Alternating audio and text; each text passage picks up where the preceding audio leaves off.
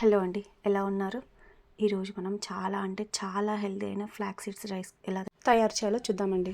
ఈ అవిసె గింజలు చాలా హెల్దీ అండి. ఇది మన గుండెకి అవసరమైన ఒమేగా ఫ్యాటీ ఆమ్లాలు, అలాగే ఈ మధ్య మనం హెయిర్ ఫాల్తో చాలా ఇబ్బంది పడుతున్నాం కదండి.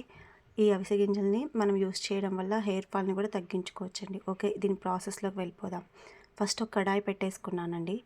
ఇందులో నేను ఒక చిన్న కప్పు అవిసె గింజలు తీసుకున్నాను. వీటిని మనం మీడియం ఫ్లేమ్లో పెట్టి ఫ్రై చేసుకోవాలండి.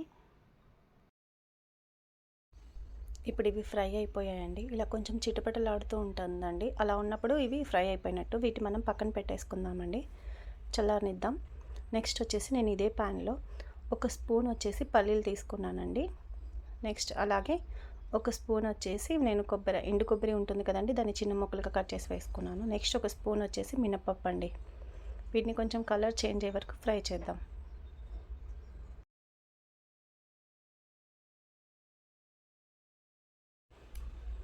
చూసారుగా, ఇవి కొంచెం కలర్ చేంజ్ అయిపోయాయండి. నెక్స్ట్ ఇప్పుడు ఇందులో ఎండుమిర్చి తీసుకున్నానండి. ఇది మీరు ఎంత స్పైసీ కావాలో దానికి తగ్గట్టు మీరు తీసుకోవచ్చు. నెక్స్ట్ అలాగే కరివేపాకు, అలాగే కొంచెం చింతపండు అండి పులుపు కోసం. వీటిని కూడా మంచిగా బాగా రోస్ట్ చేసి పెట్టేసుకుందామండి. ఇప్పుడు ఇది రోస్ట్ అయిపోయింది, పక్కన పెట్టేద్దాం. నెక్స్ట్ అలాగే ఒక బౌల్తో మిక్సీ బౌల్ తీసుకున్నానండి. దీంట్లో ఈ మనం ఫ్రై చేసుకున్నాం కదా, ఈ దినుసులన్నీ వేసేసుకోవాలి. వీటిని మిక్సీ పట్టేద్దామండి. చూసాను కదండి, ఇలా పౌడర్ లాగా చేసేసుకోవాలి. ఇది మరీ మెత్తగా అవసరం లేదండి, కొంచెం బరకగానే పట్టేసుకుందాము. ఇప్పుడు నెక్స్ట్ వచ్చేసి నేను ఒక ప్యాన్ తీసుకుంటున్నానండి.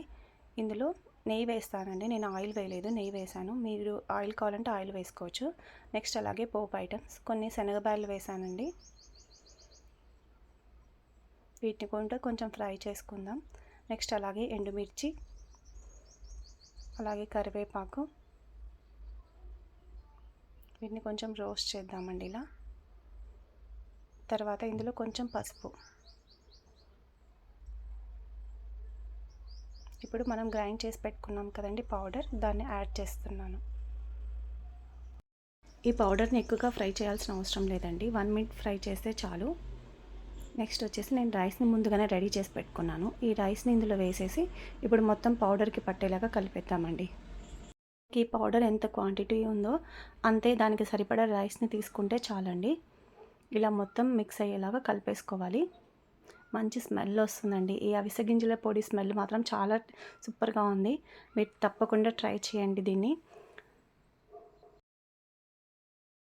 నెక్స్ట్ ఇందులో కొంచెం సాల్ట్ అండి, రుచికి సరిపడా సాల్ట్ వేసేసి దీన్ని కూడా కలిపేద్దాం ఒకసారి. ఈ అవిసె గింజల పొడిని మనము ఎక్కువగా బ్యూటీ కోసం యూస్ చేస్తున్నామండి. మనం ఎప్పుడు అందమే కాదు, ఆరోగ్యాన్ని కూడా చూసుకోవాలి. సో ఇది ఎంతో ఆరోగ్యానికి చాలా యూస్ఫుల్ అండి.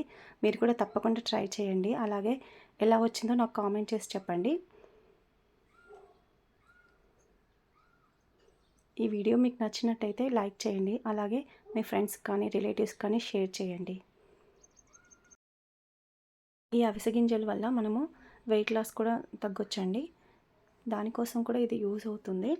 సో ఎప్పుడు మనం ఒకేలాంటి రైస్ కాకుండా అప్పుడప్పుడు ఇలా వెయిట్ లాస్ కోసం మనం డైట్ ఫాలో అవుతున్నాం కదండి, అలాంటప్పుడు కూడా ఇలాంటి రైస్ని కొంచెం క్వాంటిటీ తగ్గించి తీసుకోవచ్చు, no problem.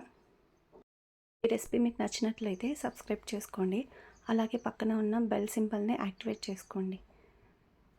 Thank you for watching అండి. మరిన్ని రెసిపీస్తో మళ్ళీ కలుద్దాం. Thank you.